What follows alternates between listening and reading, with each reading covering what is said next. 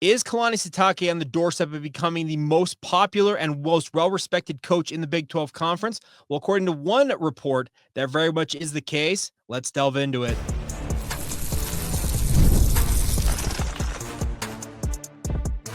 You are Locked On Cougars, your daily podcast on the BYU Cougars, part of the Locked On Podcast Network, your team every day.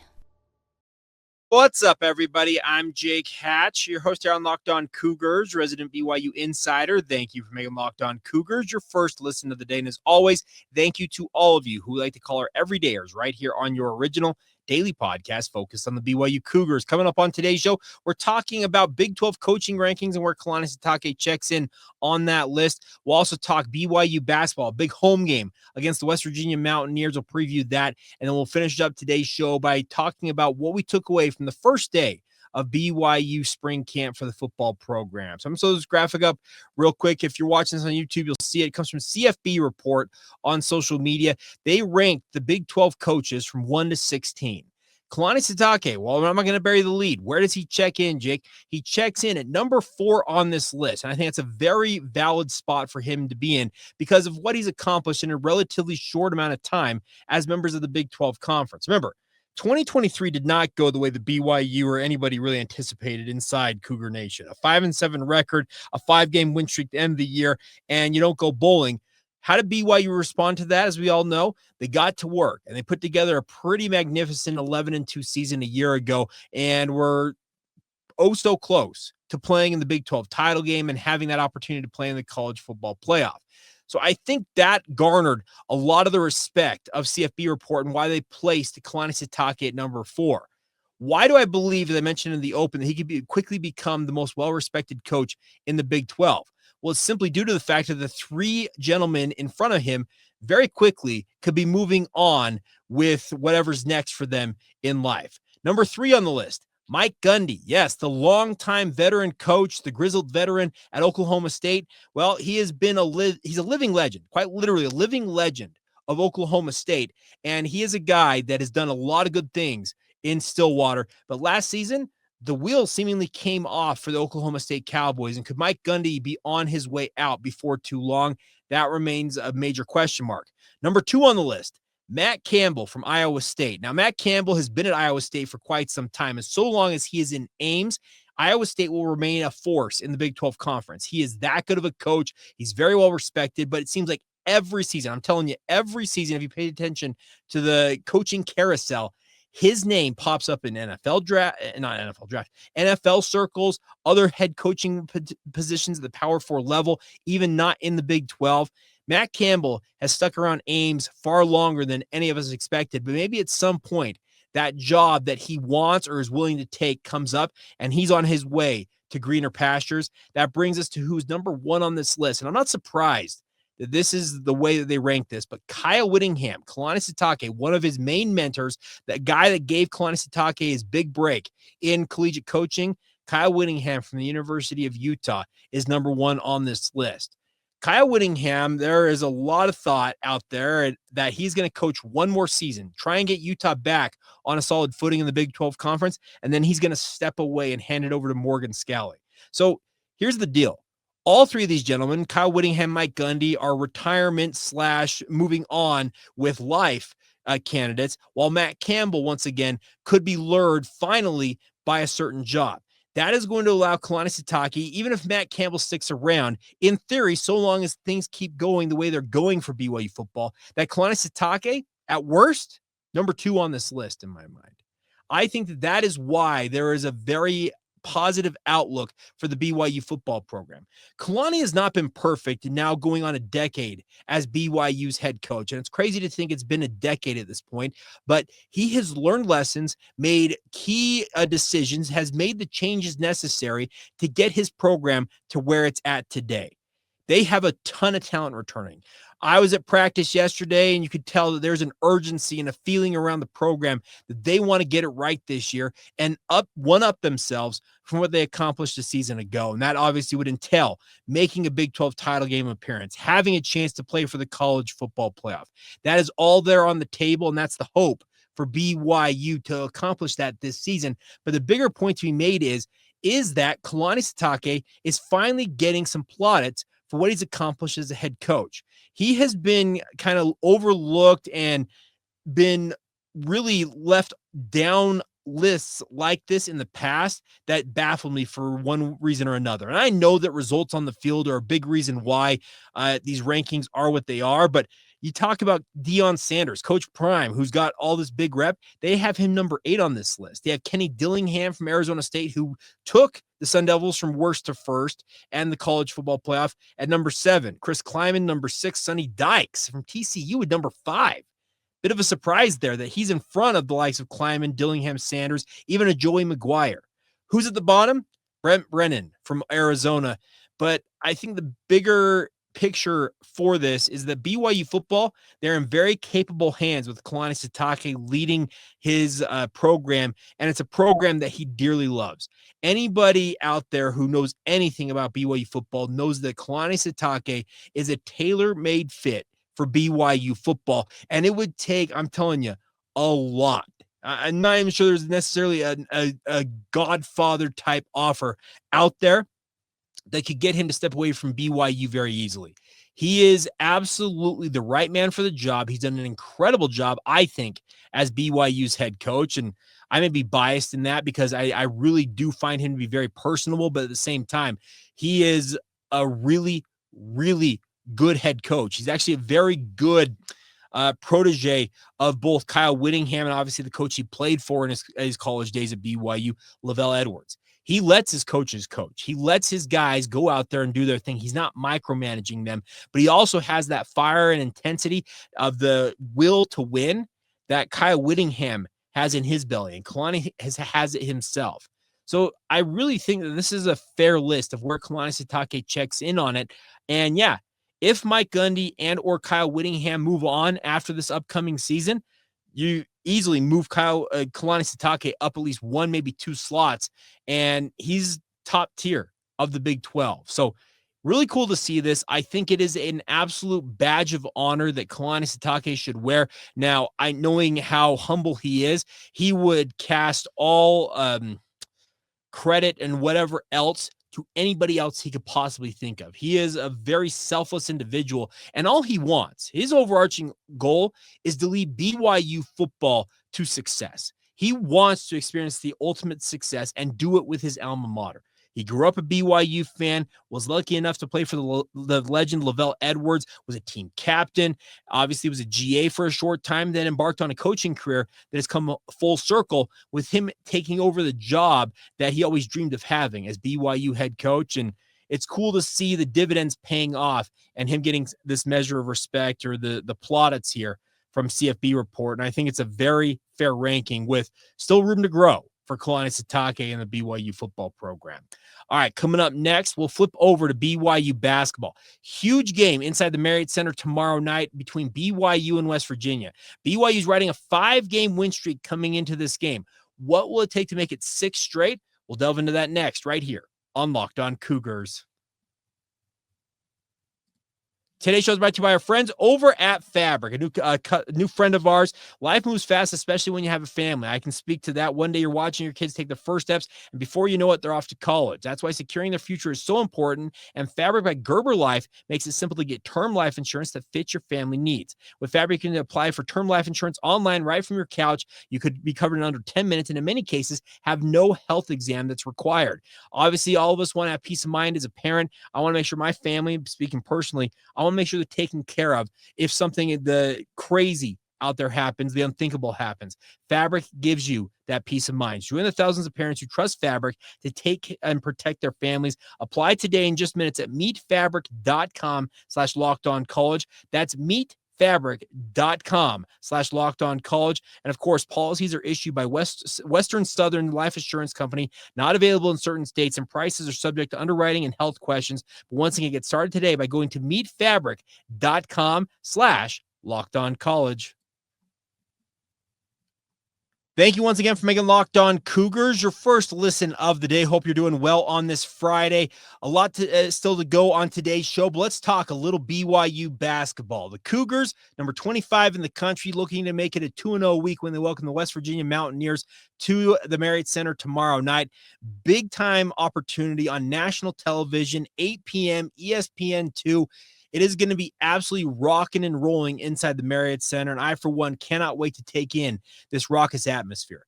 This is the business end of the season, to use that expression, and BYU knows what they're gunning for. They have put together an incredible 5-game winning streak, obviously punctuated by back-to-back upsets of then nationally ranked Kansas and number 22 ranked Arizona, and they want to keep the good times rolling. Well, what is it going to take to slow down this West Virginia team? Well, number one, you cannot allow West Virginia to sink their hooks into you. This is one of the better teams not named Houston on the defensive end of the court, speaking of West Virginia. They're going to come across the country fully expecting to be able to lock down BYU, run them off the three-point line, avoid having Kaba Keita dunk it on their heads time and time again, and hopefully grind out a victory on the road. They haven't forgotten what happened in Morgantown just a couple of weeks back when BYU kicked off this 5-game win streak with that victory. And that was kind of the start of a pretty incredible run here for BYU, because consider that game. Remember, that was the debut of Mihailo Bošković as well as Trey Stewart becoming part of what has become an 11-man rotation for BYU basketball. Kevin Young has had an incredible ability to adapt to multiple circumstances this year. I don't know how many of you saw it, and I'm about to pull this up here. I clicked out of it. I was looking around. But the bigger point to be made here is that BYU football is trending towards some pretty historic stuff of what they have accomplished this season. I'll pull up the stats here momentarily. I'll get the full thing. But they have done something that literally nobody this century has done in college basketball. But I also want to talk a little bit, while I pull that up, about West Virginia. Javon Small is the engine that makes West Virginia go. BYU did a very, very good job slowing him down in that game in Morgantown. They are going to have to do that again, because he, obviously, being the player that he is, he's going to want nothing more than to show that what BYU did against him in Morgantown, that's an anomaly. It's not the norm. He wants to go out there, dish out assists, score a bunch of points, and lead West Virginia to a victory. Well, that's going to allow Mawit Mag to really, I think, shine in the circumstance. He was very good against West Virginia. He's been actually very good on the defensive end of the court all season long when called upon. And I fully expect that he will go out there and show what he's capable of time and time again. But the bigger thing, and I mentioned I pulled these stats up, but Opta Stats put this out in the aftermath of BYU's win earlier this week over Arizona State and said this: in each of the last 3 games, BYU men's basketball has A, scored at least 90 points, B, shot at least 50% from the field, C, has made at least a dozen three-pointers, and D, had fewer than a dozen turnovers. No other Division I team has done that in 3 games this century has done that in 3 games in a row. This is a historic pace that BYU is playing at. What are the chances they make it 4 in a row tonight? Well, I think the way the West Virginia plays defense and the way they get after it on the defensive end of the court, I'm hard-pressed to say that BYU is going to score 90 points. But they also are playing in the friendly confines of the Marriott Center, where they will be very comfortable and have the home faithful behind them. It'll be 18,000 plus at full throat, and I'm expecting that BYU will feed off that energy. But they have to be wary of what West Virginia is capable of doing, because if you have an off shooting night, West Virginia is very capable of slowing you down. They have been up and down of late. I think they're 3-3 in their last 6. They've got wins over Utah, Cincinnati, and TCU, and all of those were at home. So they have struggled on the road of late. They lost at Baylor. They lost at Texas Tech. They lost at TCU, their most recent 3 road games. So their road record, not great of late. And that should be encouraging for BYU. But I reiterate, you have to be wary of Javon Small. 18.4 points per game, 5.6 assists. He really is that consummate lead guard that can do it all for the West Virginia Mountaineers. He's shooting 42.2% from the field. he has got the whole package. And I know the BYU was well aware of him last year when he played at Oklahoma State, and they made it a point of emphasis against West Virginia and Morgantown to slow him down. We'll see what they're capable of in this game. And it's going to be crazy because this is a game, you make it 6 in a row. BYU, all they're doing at this point is playing for seeding. You keep winning, you keep moving up those NCAA tournament boards, and there's a chance you could find yourself maybe in the end as a 6 or a 7 seed. I think the consensus overall right now is BYU's probably seen on that 8 or 9 seed line. But if you keep winning games, and West Virginia is not imminently unbeatable, they're actually very beatable because, as I said, the history suggests that they're going to struggle on the road of late. But this is a team that BYU needs and should take care of and bolster once again another resume padding victory, even though it's at home.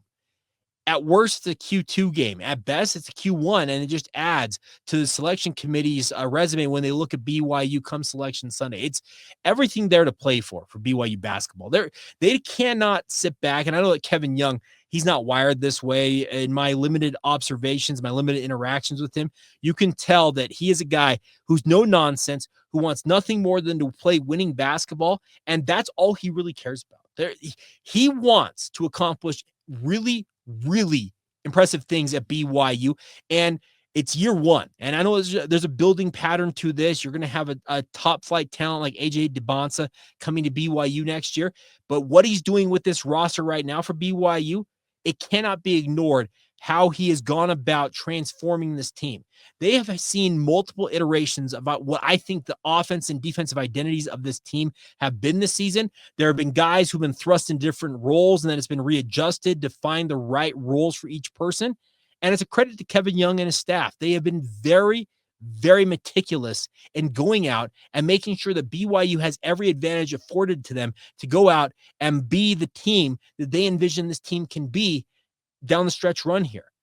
The biggest question now for BYU is, will they advance in the NCAA tournament? That is what is going to set this team apart. Even if it's just advancing to the round of 32 before bowing out, the fact that you won a first round game, that would be the first time since the Jimmer Fredette era that you've done that. And I know that they had that first 4 game against Iona.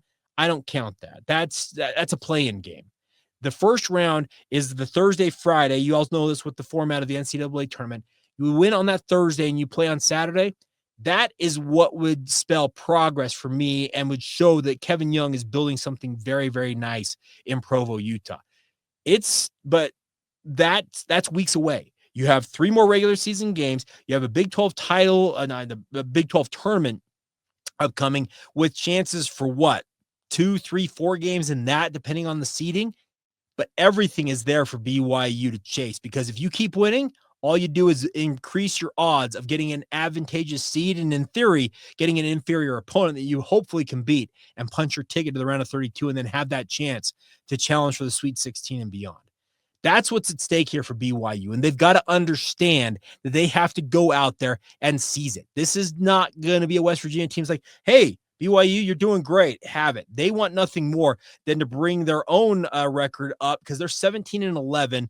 They're 7th in the Big 12. So it's not out of the realm of possibility that West Virginia could make the NCAA tournament field. If I recall correctly, they were on the outside looking in, but a win over a nationally ranked BYU in Provo, Utah, go a long way to bolstering their own chances of the NCAA tournament. So I guess the message I would give to BYU if I was Kevin Young is, do not give them hope. Go out there, step on the proverbial throat. And he has used that term. He said, we want to step on the throat of our opponents. And I appreciate that, because you got to do it. You've got to go out there and take the game away from them and ensure that you will come away with that victory. And I'm looking forward to seeing what Richie Saunders does for, once again, an encore. Jaeger Demon, Cannon Catchings, if they bounce back scoring-wise from some pretty paltry outputs against Arizona State. Is Keba Keita ready to rock and roll again as that rim runner and elite rebounder? All of that is in the pudding, and we'll see which guys step up in which roles. But the one thing I will say is that Kevin Young, he will put this team in position to do what it does best, and that is, of late, win a bunch of basketball games. All right, coming up next, I made you guys wait for my report on day 1 of BYU spring camp. What did I observe? What did I learn? We'll delve into that as we wrap up this edition of Locked On Cougars next. Today's show was brought to you by our friends over at Prize Picks. March basketball is nearly here, my friends. There's no better way to get on all the action than with our friends at Prize Picks, as they are the best place for daily fantasy sports. All you got to do with Prize Picks is you pick more or less on at least 2 player projections. And if you're right, you have to 1,000 times your cash. It's fast, easy, and keeps every game exciting. The best part is you can build your lineups.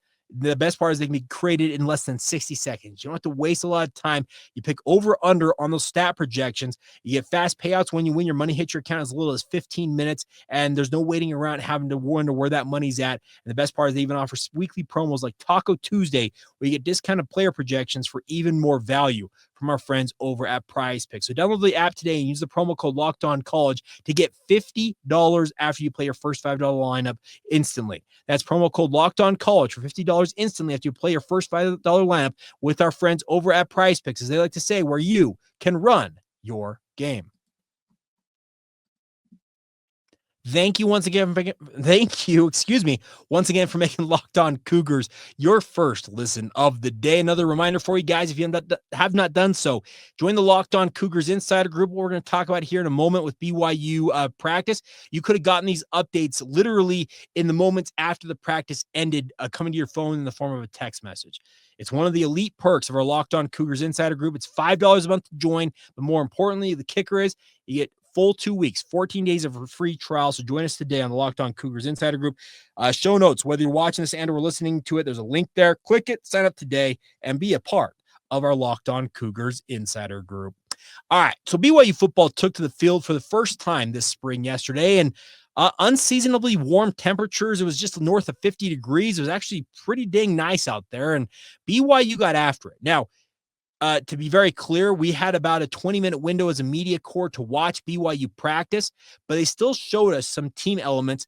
And the nice part was we got to see all 3 quarterbacks on display. Jake Retzloff, he is the incumbent. He is the unquestioned starter for the BYU football program, but that does not mean that Trayson Bourget, as well as McKay Hillstead, will not push him in spring camp, because they're jockeying to be the backup and the heir apparent to Jake Retzloff. And all 3 of them showed different skill sets. I still contend that Trayson Bourget may throw the best aesthetically pleasing ball of all the quarterbacks on BYU's roster right now. McKay Hillstead, he is the true dual threat, elite speed type runner that BYU craves in an offense like this. But Jake Retzloff, he is, once again, just a playmaker. So the nice part is all 3 of these quarterbacks brings different things to the table, and they're going to have an opportunity to make an impression throughout spring camp.